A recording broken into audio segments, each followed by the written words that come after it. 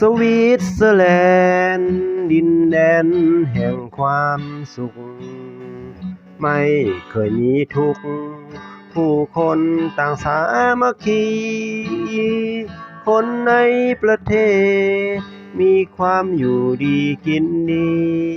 อยากให้ประเทศเหล่านี้เป็นเหมือนสวิตเซอร์แลนด์สวิตเซอร์แลนด์ดินแดนแห่งความเท่าเทียมไม่เป็นแค่เพียงแผ่นดินที่อยู่ในฝันนาทีละชาญเราก็ทำได้เหมือนกันถ้าหากพวกเราสร้างสรรค์ร่วมแรงและสามัคคี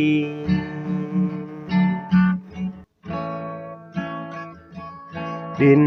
แดนที่มีหลากหลายชนเผ่าพวกเราอาศัยอยู่ร่วมกันได้จะมัวขัดแย้งไปเพื่อประโยชน์อันใดทุกเผ่าเราต้องคงไว้ไม่ให้ใครมากลืนกิน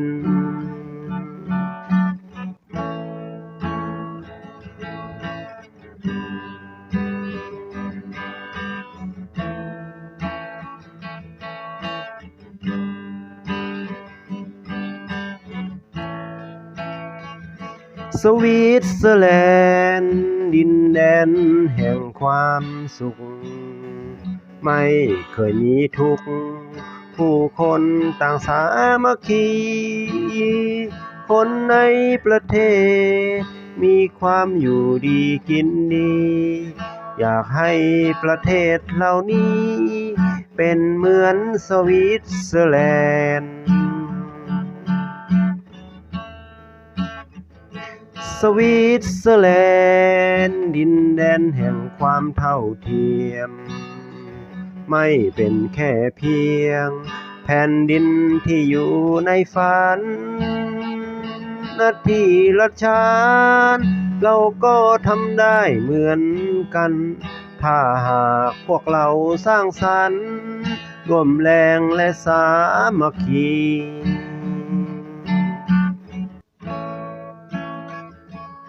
ดินแดนที่มีหลากหลายชนเผ่าพวกเราอาศัยอยู่ร่วมกันได้จะมัวขัดแย้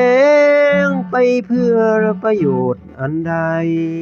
ทุกเผ่าเราต้องคงไว้ไม่ให้ใครมากลืนกิน